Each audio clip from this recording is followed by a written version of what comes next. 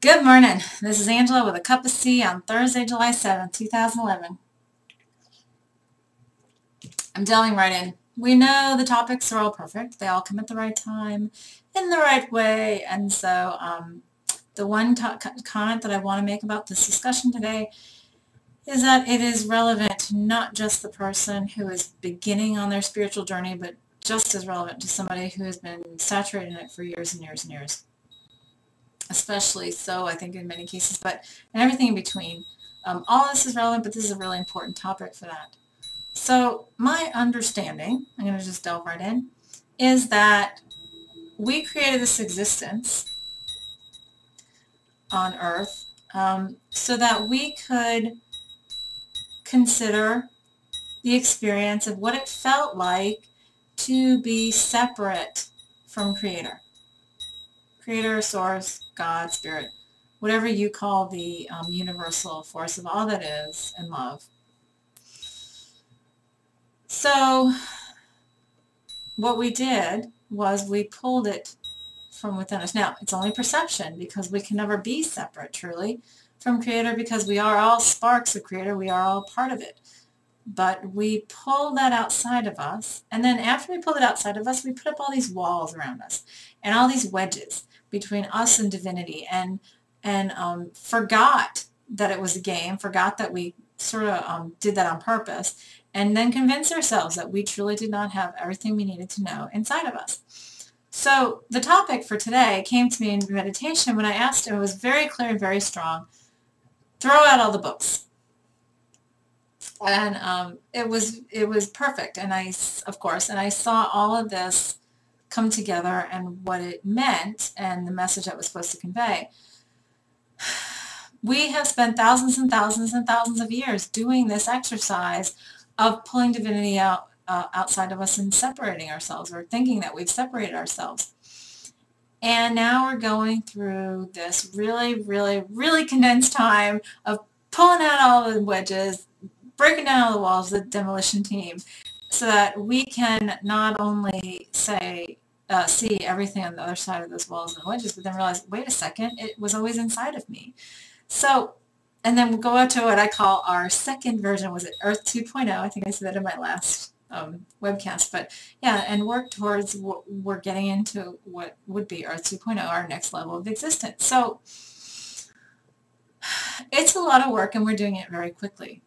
Now, the key to this is that we have been doing it for thousands and thousands of years. We have convinced ourselves in many respects that we are separate from the divine. And all of this revelation, again, on remembering, wait, it's all inside of me, that goes along with a couple other really important points that tend to sometimes get forgotten. One is that we have gone into this habit or this belief that we have to be taught something by someone else or something else. So we have to have a parent or a teacher or a boss or a prophet or a book or a class or a political leader, or I can go on and on with wars. But the idea is that we've convinced ourselves that we have to get that from somebody else. And we've also convinced ourselves that what somebody else says, if a lot of people believe them, or what something else says and a lot of people believe it, that it must be true, without checking in with our higher selves on its actual level of truth. That's what we've done, is we've cut that off. We've cut that off, and that's another level of separation that we've created.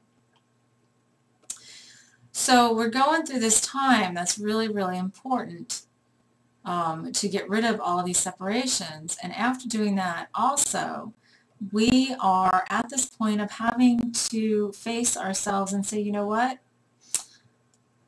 I don't have to get this information from anyone else because I am tapped into all there is.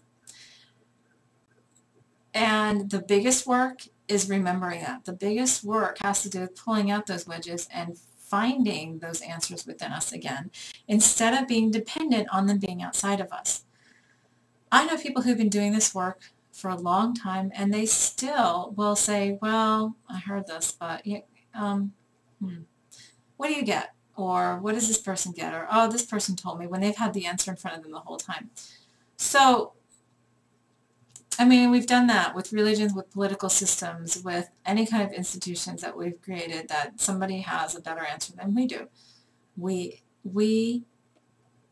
might have created somebody around us to get through the clutter in our heads to give us the clear answer, but then we have to remember to tap into our higher self and check it and say, is this truth to us, and get a pure answer. Now, the caveat with this is something that I start with in a class I teach on tapping into your higher self, and that is the voice that you hear and the voice that you're tapping into.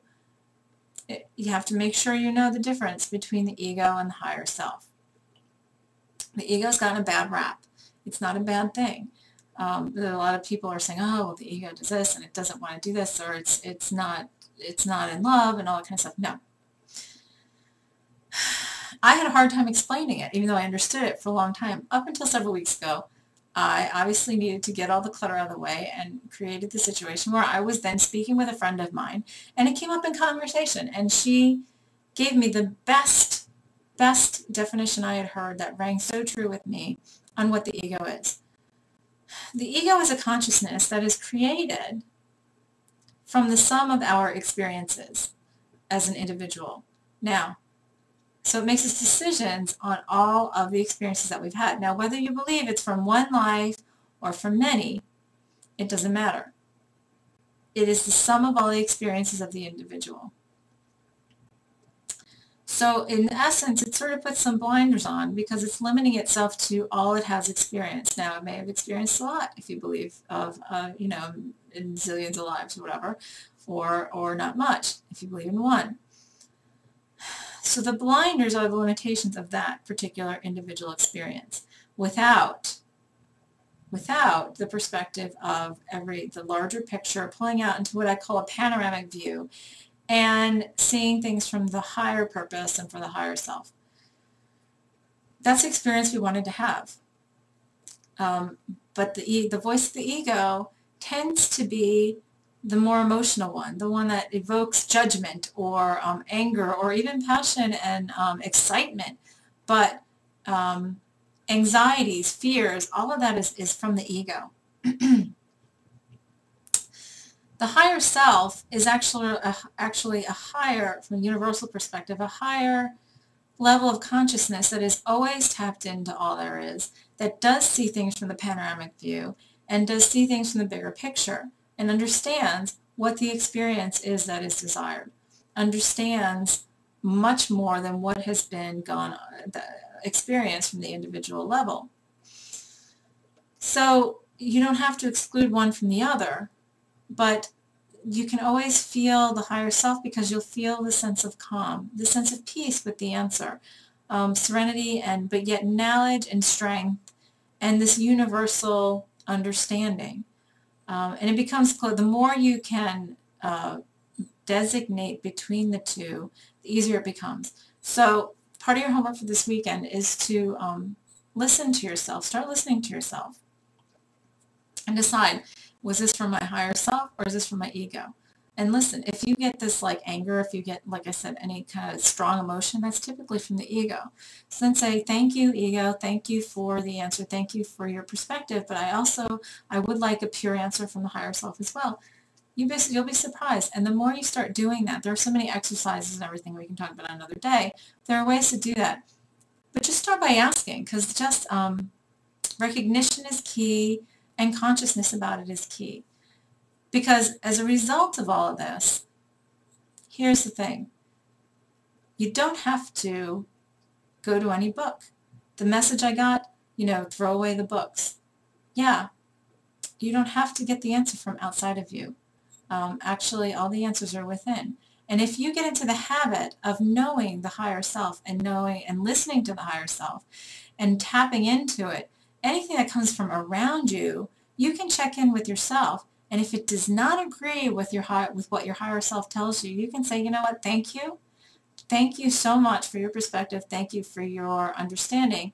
But this is what I believe, and this is the knowledge I gain. You'll be surprised at how much you can get in. Also, that you have not formally known. Like, I literally had a meditation the other day where I downloaded a whole bunch of stuff I had never even had interest in, but it was so fascinating, and nothing I even had any basis of knowledge in.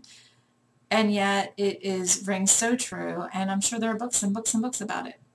So the clearer you get that connection, the more you can tap into what they call like that universal, the Akashic records, depending on what the belief system is, the hard drive of all that is, and you can just get that information and know that it's true and highest truth and without any filters, perspectives, understandings of the ego. So on that, I'm going to go because now I'm hitting 11 minutes again.